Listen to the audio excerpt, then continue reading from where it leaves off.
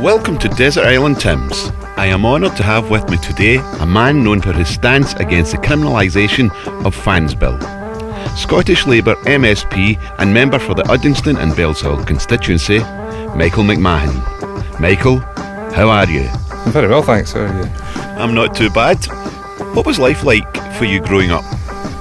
Probably unremarkable is the adjective you would use. My dad was a hard-working man. My mum, for the vast majority of her adult life, was a homemaker, as they call them now. A housewife, as we used to know it in the old days. I would say probably a safe environment.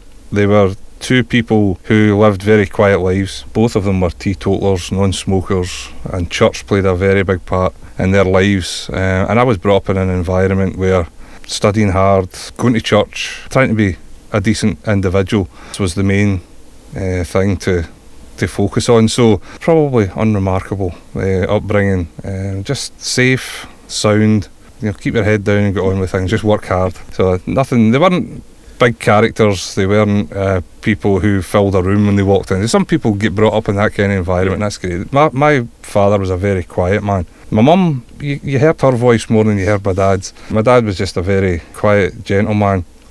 I remember when I spoke to some of his workmates saying that how impressed they were by him. He never swore, he just worked away, gave everyone their respect, worked hard, worked well with other people, and just went about his business in a very quiet way. But inspirational because of that. For me, he was someone that I could look up to, and you try and see things that you want to live up to, and my dad did a lot of those things, but he wasn't the type of guy who would point the finger at you and say you must do this. He led by example. He led a very quiet life, dignified life, and people liked him for that. My mum was a bit more robust in her demands, but she was still, in terms of social circle, very small group of friends, people that she would trust and rely on, but none of the two of them could ever be described as the life and soul of the party. Not to say that we didn't have a lot of parties in growing up, but I depended on my wider family for that. My mum and dad never threw a party in their life. So Brilliant. So your first song, what would that be, and why did you pick it? Well, one of the things that I do remember, music was always around the house. Some kind of music was being played, and my dad was a big fan of the crooners. He liked Bing Crosby. His two favourites were Perry Como and Nat King Cole, and I heard a lot of that. Dean Martin, those types of guys. That music was always somewhere because my dad quite liked that, and in his quieter moments throw in a record, and you would just be aware that music was played in the house. And one that I particularly remember, and I suppose it does reflect the sort of feelings I have when I look back on my childhood, was the Perry Como song, For the Good Times. That was For the Good Times by Perry Como. What took you into politics? That's a long journey.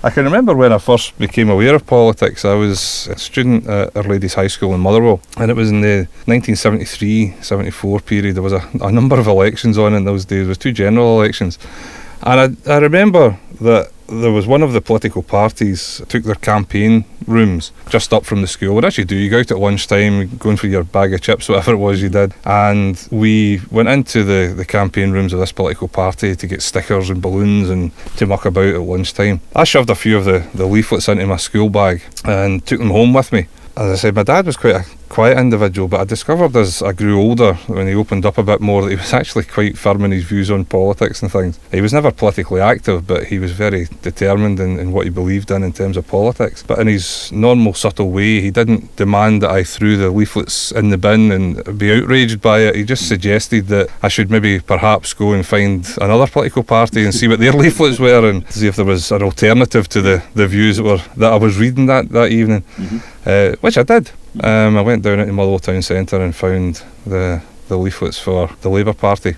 I just remember that as being something that got me interested in politics. I started to ask questions, and within a few years I left school in 1977. I was still only 15. I turned 16 in September of 1977. So when I left school in June, got an apprenticeship as a welder. I had actually signed my trade union forms before I signed the contract to become an apprentice. because the trade unions came in and had a meeting with you. It was a closed shop, and we were encouraged to get involved in the trade union. Well, that wasn't to me a particularly difficult thing, so I signed on the dotted line, and I went along to a meeting. There was something going on, pay and conditions discussions probably at the time, and a couple of the fellas that were involved in the trade union in the place that I worked, they sort of encouraged me to go along to the trade union meetings, not to a political party, but to actually actively get involved in the trade unions. And so I went along to the branch meetings in Motherwell of the Association of Boilermakers, as it was at that time. It later became the GMB. But the Boilermakers Union met in the YMCA in Motherwell. So I went along to some meetings, and quite striking that I was, this 16-year-old at these meetings, and I think the average age would have been pushing 60. And not long after it, the GMB was formed out of an amalgamation of different trade unions, and they wanted to set up a youth wing, and they trawled the branches and asked for nominations for young people to come along to a conference to get a youth section of the GMB established. So I went along to that and got elected as the first ever GMB Scotland youth chair. That then led to me being elected to the STUC's youth committee. That's when I started to get really aware of the politics and the importance of politics. And around about the early 80s, we were at the height of Thatcherism. We were approaching the Falklands War and what have you, and it was time to get involved, I thought. So I joined the Labour Party. Never regretted that. Still the party that I believe in. I know they've gone through some difficult times change, but I believe that fundamentally the Labour Party is the party for me. I doubt very much if you ever find a political party which everything that they do and everything that the majority in that party thinks will be in line with your own views. So it's a consensus. You find the one that best, I think, meets your own perspective on life and where you think things are going to go. So that's more or less where my political activity started. And again, through the youth sections of the Labour Party, got to know a lot of people, a lot of activists at that time, learned from them, learned from people who are more experienced in politics, and like any trainee, training to be a welder, training to be a trade unionist, training to be a politician. Never envisaged myself becoming an elected member. It wasn't what I was involved in. It just felt right for me to be active and engaged and doing that. Around the same time, I was keen on football, as you can imagine, but I knew I wasn't particularly good at playing it. But to try and keep active in the game, I became a qualified SFA referee. So you can see I've never really courted popularity when it comes to my life. But for a while I did that. That's another story about some of the things I learned being amongst the people that referee our football matches, maybe for another day. Yeah. That was, again, a good experience being involved in that, and good learning, good friends, people that I still keep in touch with, people that I know from those days, whose politics have changed and moved on, but we're still friends. People who were with me in the Labour Party or active in the trade union movement who have gone in a different direction from where I have, and decent people wanting to do the best for society from their own perspective, and I respect that, and I'm sure they still respect the views that I have, even if we don't agree any longer on where we are. But it's amazing the number of people who, from my early days in the Labour Party, are still there and still fighting hard and still believing what they believed in as well. So, your second song? This is probably going back to my earlier days. As I said, you wouldn't have ever been at a party in my house because my mum and dad didn't do that kind of thing, but my gran, on my mum's side, she was born in 1896, came over from County Offaly. In 1900 she came over, she died in 1978, 79. I'd go to her house, listening to RTE, doing the Angelus at lunchtime, kneeling down when the Pope was on the television, that kind of stuff. But the parties took place at my nana's house, and my grandpa, who was a big man, his family came from Bally, James Duff, County Cavan, man of huge stature and a different type of character to me. The stories of him around when I was growing up were legend. He was a big man and a feared man in some ways. He had his moments, but to go to a party at my nana's house was always fun, and the music would be similar to what I heard at my own house, but the things that sort of struck you there was a difference. That's where the Irish music was played, and I grew up listening to the Clancy Brothers and Tommy Makem, Johnny McAvoy, Connie Foley, all these people. Their music was there, and one that I always remember everyone joining in when it came on the record player, and still to this day you can't but tap your toes to the Dubliners' Whiskey in the Jar. That was Whiskey in the Jar by the Dubliners. Who were your influences and heroes? I've always been impressed and amazed by the story of Jock Stein. Comes from the area that I grew up near. I'm not a Hamilton man, but I represent a bit of Hamilton close to where Jock Stein came from, and as I was growing up, he just seemed to be the man. You know, at primary school, he just thought that all Celtic did was playing the European Cup, and the players one after another, and Stein at the heart of all of that. But what a life he led, you know, from humble beginnings as they all do, and just a working man dedicated to his sport and to bettering himself and bettering other people. That's the type of people you want to look up to. Political heroes, I represent the constituency that James Gerhardy was born in, the founder of the Labour Party, and I've tried to, I'm not saying emulate him, because he developed his thoughts and principles in the time that he grew up, in the village next to the village I grew up in. So when I grew up, the local school in my village was the Gerhardy Memorial Primary School, so the name Gerhardy was always around. But I happened to get my first job as an apprentice welder in a factory on the site of the village that Gerhardy was born in. It doesn't exist any longer, like Manic. It's now an industrial estate, and the factory that I got a job in Terex, General Motors Corporation as it was at the time, we made lorries. And as you walk into the factory gate, there's a plaque that says the birthplace of James Gerhardy. You become familiar with the name, you want to know more about him, you hear him being talked about in political circles, and so I've read a lot about him, and a fantastic life, dedicated to trying to better other people's lives. You know, taught himself to read and write, and then became a fantastic orator and conveyor of a powerful message, and a huge political figure. What he would have been now had he grown up in the same area and learned his politics in the environment I grew up in, who knows. But from my point of view, for this man to come from such a difficult place, you know, before he was 10 years of age, getting jobs in shipyards and working down mines, it's hard to believe that's where people learn to be what they become. We sort of get it easy. You go to school and you learn things, but I mean, he had to teach himself to read and write. You know, took that with him, and became a huge figure in the trade union and labour movement, and created a political party, or was prime amongst those who created a political party that still stands to this day. So your third song? Third song, this is one that goes back to when I was in my early learning phase as a trade unionist. I had the great honour of being part of a delegation that went to the World Festival of Youth and Students in Moscow in 1984.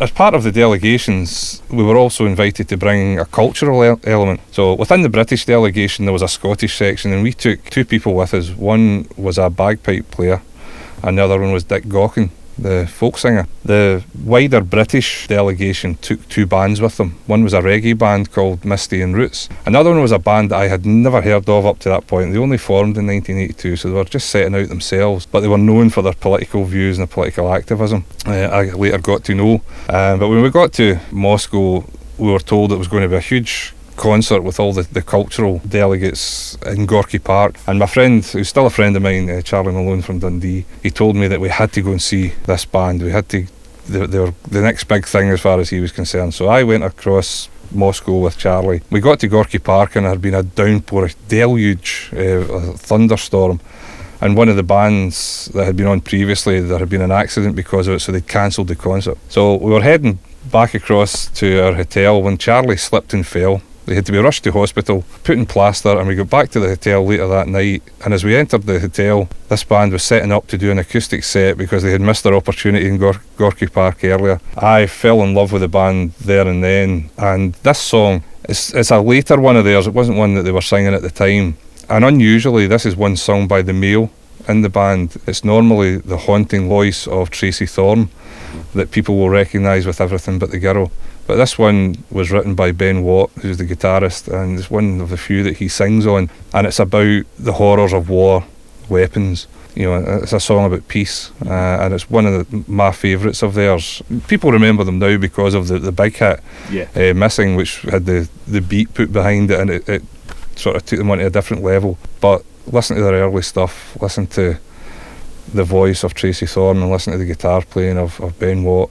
It's terrific, and this one was written by Ben Watt, sung by him with Tracy doing the harmonising, which is unusual for them, and it's called The Night I Heard Caruso Sing.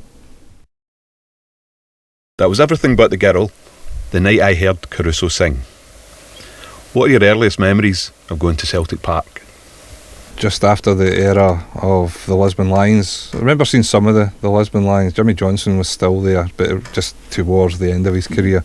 When obviously Bobby Lennox went on a lot longer, but I'd sort of missed seeing, you know, Billy McNeil and Ronnie Simpson, those kind of players. They sort of departed the scene before I started going regular to Celtic Park. First match I remember going to was against Aberdeen. Very vague memories of it. I just remember it was Aberdeen. Standing in what was known as the Rangers end in those days. It was an early memory. So yeah, things that you now look back and all the pictures are in black and white and the strips no longer look like they did, and you know, you're playing against teams that have never seen the Premier League and what have you. But there's still players that you remember from Hearts teams of that period, and Hibs players. Pat Stanton was coming to Celtic at the time that I was starting to go and watch. So they guys are people that you remember being the main players, but it was the era more of Harry Hood, Dixie Dean, those kind of guys that I remember. Dalglish was establishing himself then, so mid-70s was the time that I was going and enjoying it and starting to learn the songs and learn what it was about, and going with a crowd of people. As I said, my dad was a Celtic fan. He went to the games, but had sort of given up a bit towards the early 1970s, but he would regale me with stories of being at Fir Park when Bobby Lennox scored the goal to win the first of the 9 in a row, and he was at the Real Madrid Eintracht Frankfurt final, and you know, so he was a keen football man, and he never lost his love of Celtic. He just didn't go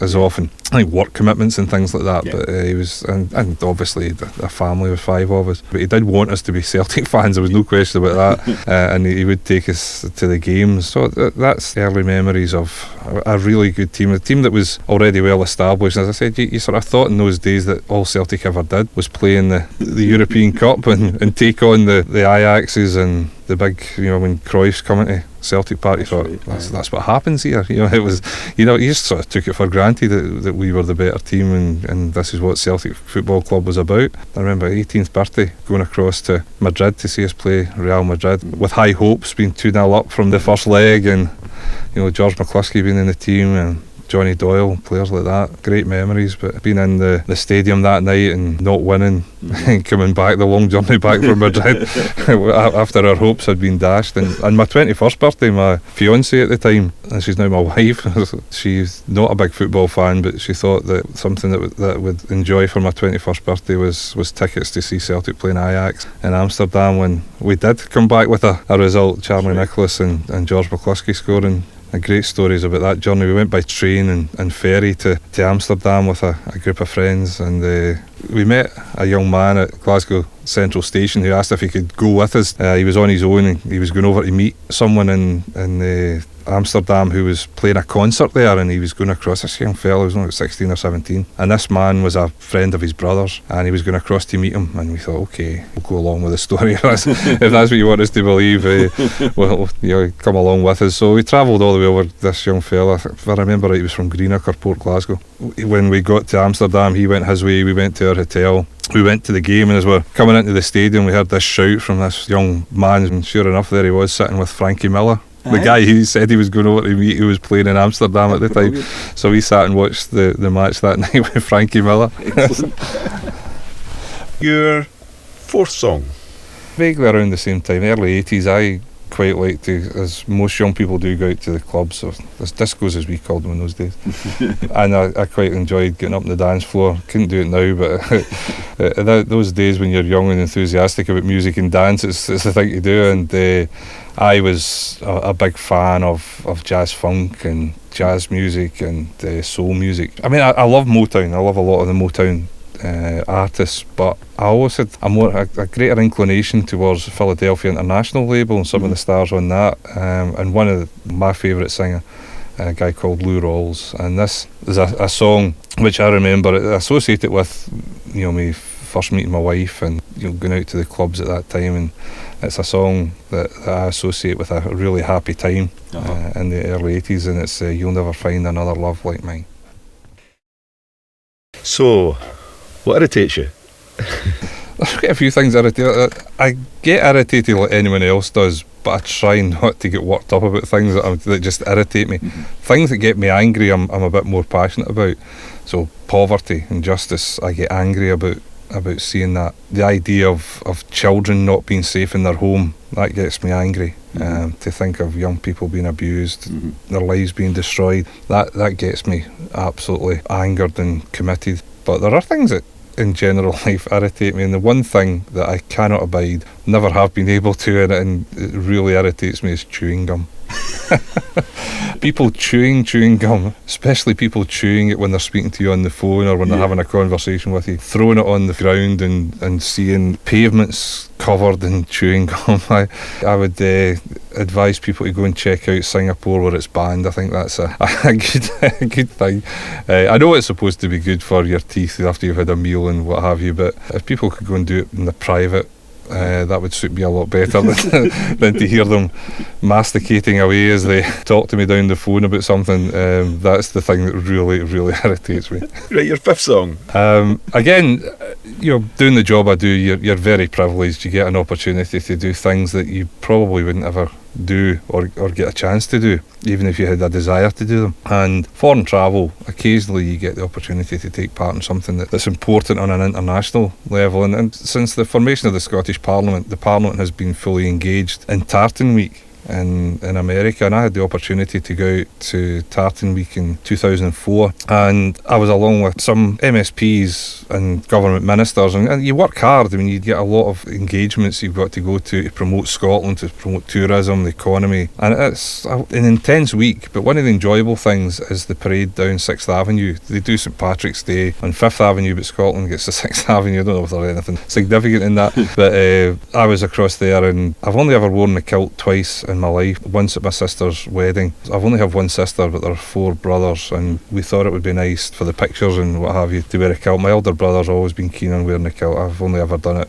under duress twice. The other time was when we marched in the Tartan Week parade down 6th Avenue. And the strange thing is you have pipe bands and all sorts of music as you're walking down, but as I was walking around New York that day in my kilt, this song it's one of my favourites, again from one of my favourite artists, which is still, when I think about me wearing a kilt and walking around in New York, I don't think of the pipe bands and all the tartanry that's around at the time. I just remember when we finished and we were going back to an event in a bar which had been set up to meet with some expat Scots, and I was walking down Broadway in my kilt and humming away to myself George Benson's On Broadway. So it's the thing that always strikes me when I think about that time, which was a fantastic experience to be involved in that, promoting Scotland over in New York, and then going on to Quebec and Ottawa to talk to some Canadian groups about how to engage with Scotland and the economy and what have you. So it was hard work, but it's something that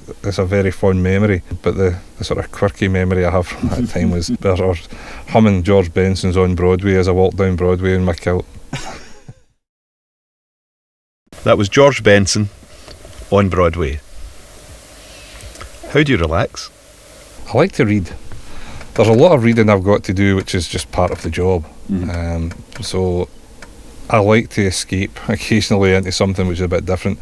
There are books that people recommend, or that they're at the time you should be getting up to speed with, and educational books, political books, economic books, things like that. I don't mind reading them, but that it's almost part of your job. You're just trying to make sure that you're up to speed with some of the new thinking that's out there, and arguments that are being put forward in relation to the different sides of a debate. So it's good to do that kind of thing. But I do occasionally just like to pick up a page turner and crime thrillers and legal books and things like that, and just fiction is a good way of escaping. I'm not someone who likes empty rooms. Even when I'm reading, I would normally have some music on in the background. Right. So reading fiction, listening to some classical music or some Irish music or some folk music, whatever it is, whatever mood I'm in at the time, just spending a few hours isolated in a wee cocoon and switched off. That's the way I relax. And I genuinely relax at the football. Not so much sometimes when you're watching the game, but football's almost become more important for the social aspect than actually the football itself sometimes. I mean, it was just a tip that I had from a colleague of mine when I first got elected, and I said, have you any advice? And he said, well, learn to say no to people, because your diary will fill up. You can't be everything, no matter how much you want to engage with people. You have to learn to say no, because you have to find time for your family, you have to find time to switch off and find something to do with your family on a regular basis. So one of the first things I did when I got elected is I got my children season tickets for Celtic Park. I mean, we were on a regular basis, we'd go to the games, but we got season tickets so that we knew that as often as possible we were all going to be together, and my brothers still go to the games with me, and so Saturday afternoon going to Celtic Park's now a social event for us. And regardless of what's happened sometimes over the 90 minutes, catching up, my son and my two daughters, catching up with my brother and his son and daughter and my other brother coming through from Ayrshire, and we go to games together, and it's almost like our social event on a Saturday now, or whenever we play, and even getting together to watch it around the television. Football helps me relax. Your sixth song? This is one that I do just listen to for the enjoyment. There's no real connection to any part of my life in this one, other than it was a song that I heard years ago. I love it. It was years after I fell in love with this song I discovered that this man had a connection to Celtic Football Club. He has got some political stuff, but I heard him because I used to go to clubs where jazz funk music was played, and this was one that just got me on the dance floor whenever it came on. His father was a Celtic player, first black man to play for Celtic, Gil Scott Hearn's The Bottle. So what does the future hold for you? It's not something I think about, not something I worry about.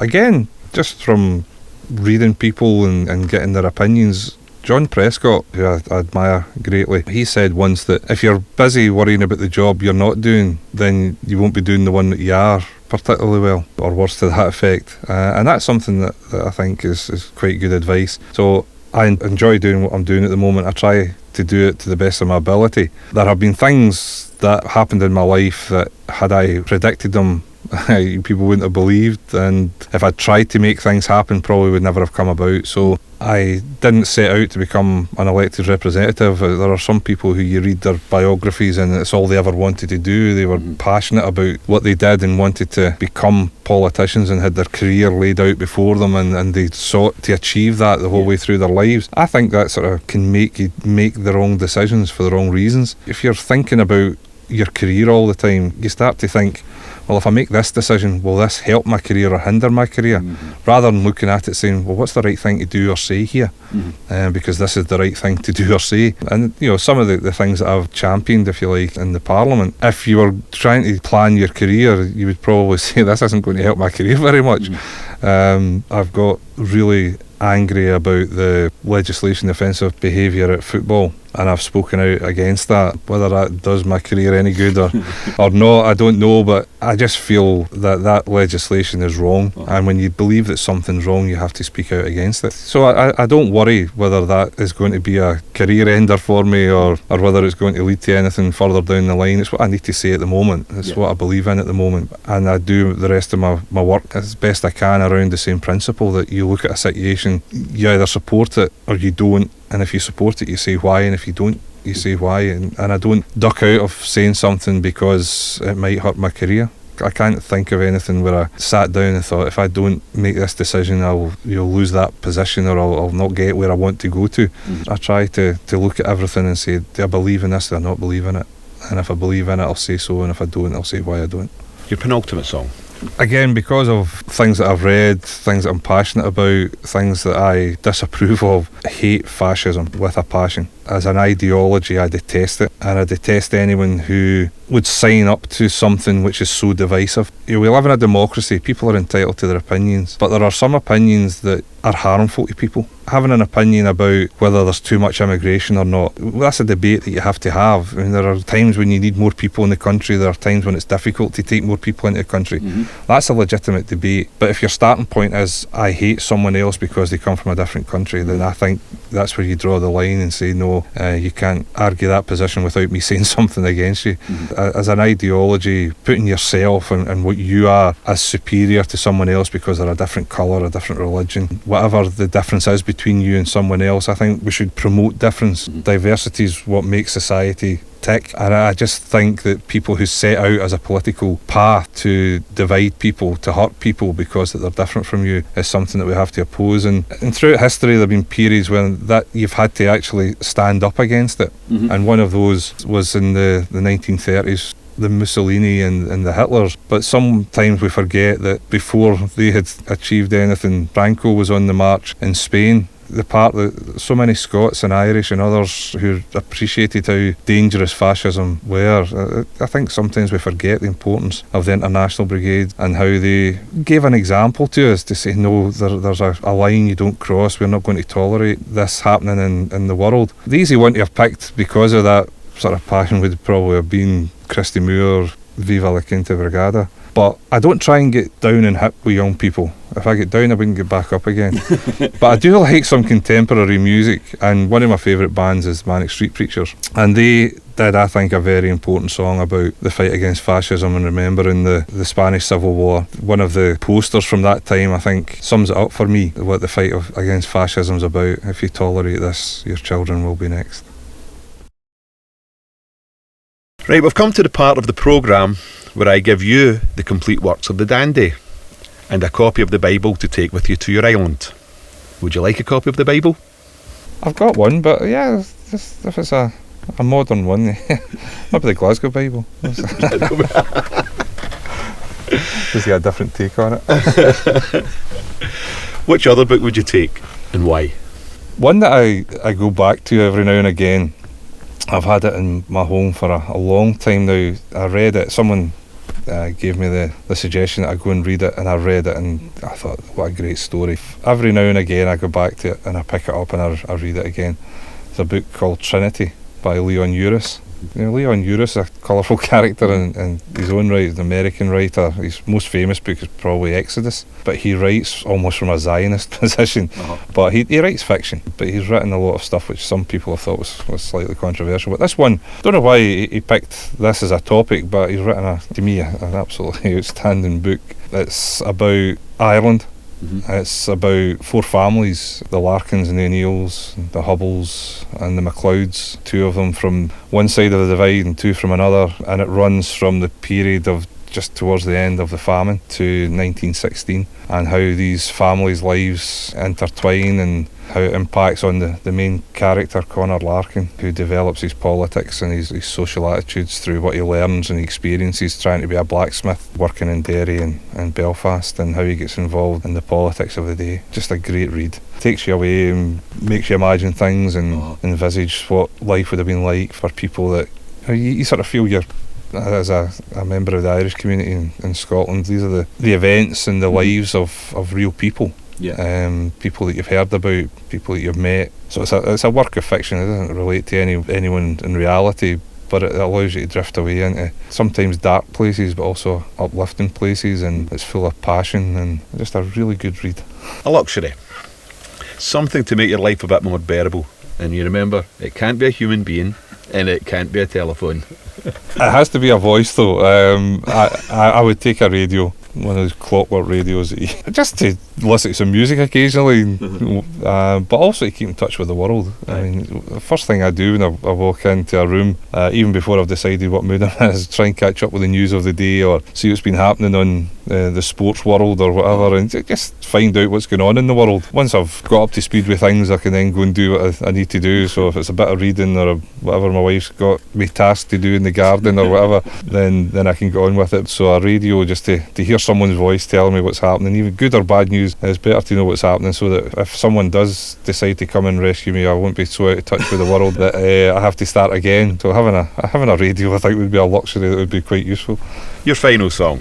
I just love visiting Ireland. I go over there regularly. As part of my job, I'm a member of the British Irish Parliamentary Assembly, and I go across there to work, but I also try to go over occasionally for a holiday and find out a bit more about where my family comes from, and just be around the place to be a bit more familiar with things that I hear my family members talking about and people that they know and people from history, and just I do enjoy every now and again going over and doing the tourist bit. But one place that I've visited more often than any other because circumstances, I've gone over with my wife, gone over with my son, gone over with my brother-in-law, and always sort of say, oh, you need to come and go with me to Kilmainham Jail, just to see the place, take the tour, learn the social history, the political history, about some of the main figures that we all know and have learned about as we grew up. And no matter how many times I've gone there, the imagery as you walk round, and then you go to the cells where these huge figures from history were kept at different times. And the one in particular that always makes the hair on the back of my neck stand up is looking in Grace Gifford's cell and seeing the picture that she drew of the Virgin on the wall. Poignant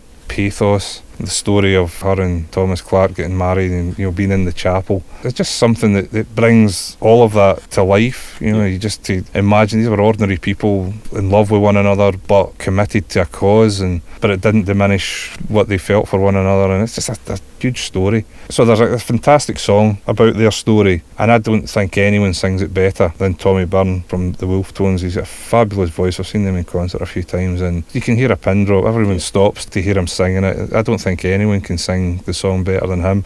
To go back to the Irish music and combine it with my love for my heritage and my culture, and it's a song that just stops me in my tracks every time I hear it, and him singing it is just the best version of the song. It's a great song about a really important period in history and important people in that story. So it's the Wolf Tones' Grace. Michael McMahon, thank you very much for being a Desert Island Tim.